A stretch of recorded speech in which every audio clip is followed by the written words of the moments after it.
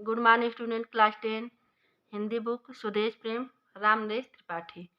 आप लोगों को 6 पद तक पढ़ाई थी। इसमें दिया था कि मानो नहीं मृत्यु का भी भय। तो जिस रूपक अलंकार जिसमें मनु, जनु, तनु, जानो, मानो ये शब्द आते हैं, वहाँ पे आपका रूपक अलंकार होता है। देखिए दिया इसमें मानो नहीं मृत्यु का भी भय। तो मानो में जो है रूपक अलंकार आपका है, आप लोग लिख लीजिएगा इसको। आगे है, निर्भय स्वागत करो मृत्यु का, मृत्यु एक है विश्राम स्थल। जीव जहाँ से फिर चलता है, धारण कर नव जीवन संबल। मृत्यु एक सरिता है जिसमें श्रम से कातर जीव नहाकर फिर नूतन धारण करता है, काया रूपी वस्त्र बहाकर। फिर नूतन धारण करता है, काया रूपी वस्त्र बहाकर। अब देखिए इसमें पहले शब्द अर्थ देखेंगे, उसके बाद फिर आगे पढ़ाऊंगी। देखिए दिया है निर्भय, तो निर्भय का अर्थ होता है भय रहित होकर। निर्भय का अर्थ क्या होता है? भय रहित होकर। विश्राम स्थल, तो आराम करने का जगह। ठीक है बच्चों। आगे दिया है संबल, तो संबल का अर्थ होता है आधार। सरता मतलब जानते ही है नदी। कातर, कातर मतलब होता है दुखी। नूतन मतलब नया। काया मतलब शरीर। काया का अर्थ क्या होता है? शरीर। अब इसका हम अर्थ देखेंगे कि कवि कहता है कि हे देशवासियों, निर्भय होकर मतलब भय रहित होकर तुम मृत्यु का वरण या स्वागत करो। तुम, हे देश, कवि कहता है कि हे देशवासियों, तुम निर्भय होकर मृत्यु का वरण स्वीकार करो या मृत्यु का स्वागत करो। मृत्यु एक है विश्राम स्थल, मतलब क्योंकि मृत्यु एक विश्राम स्थल है। ठीक है बच्चों। हे कवि कहता है कि हे देशवासियों, मृत्यु का वरण संघर्ष करो और मृत्यु का स्वागत करो। मतलब जो भय रहित होकर तुम मृत्यु का क्या करो? स्वागत करो। कवि कहता है कि हे देशवासियों, निर्भय रहित होकर तुम मृत्यु का स्वागत करो, क्योंकि विश्राम स्थल, क्योंकि मृत्यु एक विश्राम स्थल है जहाँ जीव जहाँ से फिर चलता है, धारण कर नवजीवन संबल।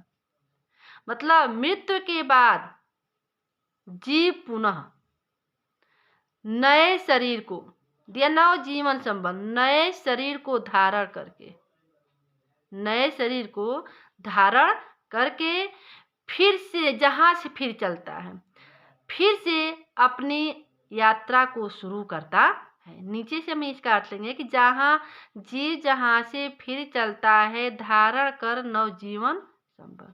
मतलब मृत्यु के बाद जीव पुनः नए शरीर को धारण करके, नए शरीर को धारण करके फिर से अपने जीवन की यात्रा को शुरू करता है।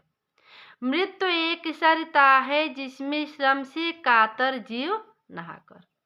मतलब मृत्यु एक नदी के समान है। मृत्यु क्या है? एक नदी के समान है जिसमें नहाकर श्रम से, जिसमें नहाकर श्रम से दुखी प्राणी, जिसमें नहाकर श्रम से दुखी प्राणी, ठीक है, फिर नूतन धारण करता है, काया रूपी वस्त्र बहाकर। जिसमें नहाकर श्रम से दुखी प्राणी, यहाँ इसमें दिया ना कातर, तो कातर का मैं आपको अर्थ बतलाई थी कि दुखी। तो जिसमें नहाकर श्रम से दुखी प्राणी पुराने शरीर रूपी, पुराने शरीर रूपी वस्त्र को बहाकर मतलब त्याग करके, पुराने शरीर रूपी वस्त्र को त्याग करके, ठीक है बच्चों, फिर नूतन धारण करता है। नूतन मतलब नया। फिर नए शरीर रूपी वस्त्र को धारण करता है। ठीक है बच्चों, समझ में आया आप लोगों को कि जिसमें नहाकर श्रम से दुखी प्राणी, कातर मतलब दुखी, तो जिसमें नहाकर दिया ना कि जीव नहाकर श्रम से कातर, मतलब जिसमें नहाकर श्रम से दुखी प्राणी पुराने शरीर रूपी वस्त्र को बहाकर मतलब त्याग कर या छोड़कर नए शरीर रूपी वस्त्र को धारण करता है। आगे आपका है दूसरे नंबर पे, सच्चा प्रेम वही है जिसकी तृप्ति आत्मबल पर हो निर्भर, त्याग बिना निज प्राण प्रेम है करो प्रेम पर प्राण निछावर। देश प्रेम वह पुण्य क्षेत्र है अमल असीम त्याग से विलसित, आत्मा के विकास से जिसमें मनुष्यता होती है विकसित, आत्मा के विकास से जिसमें मनुष्यता होती है विकसित।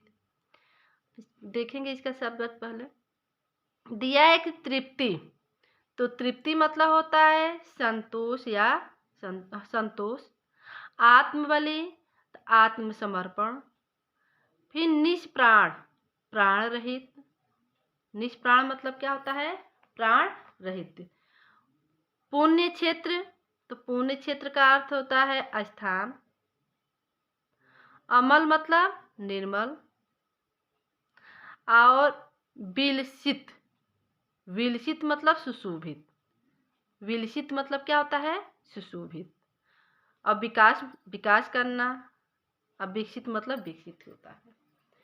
इसका अर्थ है कि कवि कहता है कि सच्चा प्रेमी वही है जिसकी, मतलब सच्चा प्रेमी उसे ही कहा जा सकता है। कवि कहता है कि सच्चा प्रेम उसी को कहा जा सकता है, तृप्ति आत्मबलि पर हो निर्भर, जिसमें आत्मत्याग की भावना कूट कूट कर भरी होती है। ठीक है बच्चों, जिसमें आत्मत्याग की भावना क्या है कूट कूट करके भरी होती है, अर्थात आत्मत्याग के अभाव में प्रेम को सच्चा नहीं कहा जा सकता। सच्चे प्रेम को पाने के लिए दिया तृप्त आत्मबल पर हो निर्भर, सच्चे प्रेम को पाने के लिए यदि आत्म बलिदान भी देना पड़े तो हमें हिचकिचाना नहीं चाहिए। दिया कि त्याग बिना निष्प्राण प्रेम है करो प्रेम पर प्राण निछावर। दिया है ना बच्चों, पहले इसका अर्थ शुरू से फिर देखेंगे कि कवि कहता है कि सच्चा प्रेम उसे ही कहा जा सकता है जिसमें तृप्ति संतुष्टि, तृप्त मतलब क्या होता है संतुष्टि, निर्बलता, ठीक है, और आत्मत्याग की भावना जो है कूट कूट कर भरी होती है। त्याग बिना निज प्राण प्रेम है करो प्रेम पर प्राण निछावर। सच्चे प्रेम को पाने के लिए, सच्चे प्रेम को नीचे से लेंगे कि सच्चे दिया ना कि त्याग बिना निज प्राण प्रेम है, मतलब सच्चे प्रेम को पाने के लिए यदि आत्म बलिदान भी देना पड़े तो हमें पीछे नहीं हटना चाहिए। त्याग के बिना क्या है, त्याग के बिना निर्जीव सा होता है, त्याग के बिना प्रेम जो होता है क्या होता है निर्जीव सा होता है। दिया ना त्याग बिना निष्प्राण प्रेम है, तो त्याग के बिना जो प्रेम होता है वह निर्जीव सा होता है। और देश प्रेम ऐसा पवित्र क्षेत्र है, ठीक है, देश प्रेम क्या है ऐसा पवित्र क्षेत्र है जो निर्मल, निष्कलंक और त्याग जैसे गुणों से खिल उठता है। त्याग जैसे गुणों से क्या है खिल उठता है, जिसकी कोई सीमा नहीं होती है। देश प्रेम वह पूर्ण क्षेत्र है अमल असीम त्याग से विलसित, मतलब देश प्रेम वह पुण्य क्षेत्र है जिसमें अमल असीम त्याग से विलसित, जिसमें निर्मल, निष्कलंक, त्याग जैसे गुणों से वह क्या है खिल उठता है। ठीक है बच्चों, यह जिसकी कोई सीमा नहीं होती है, अर्थात देश प्रेम की सुंदरता असीम और पवित्र त्याग से दिखाई देती है। आत्मा के विकास से जिसमें मनुष्यता होती है विकसित। मतलब देश प्रेम या आत्मा और मनुष्य के विकास के लिए आवश्यक होती है। आत्मा और जो मनुष्य की आत्मा और मनुष्य की विकास के लिए दिया ना कि जो मनुष्य की आत्मा और मनुष्य की विकास के लिए आवश्यक होती है। अतः मनुष्य में मनुष्यता का पूर्ण विकास हो जिसके लिए उसमें देश प्रेम की भावना आवश्यक है। मतलब अगर मनुष्य के अंदर देश प्रेम की भावना विकसित है तो उसके लिए देश प्रेम की भावना भी होना आवश्यक है। ठीक है बच्चों।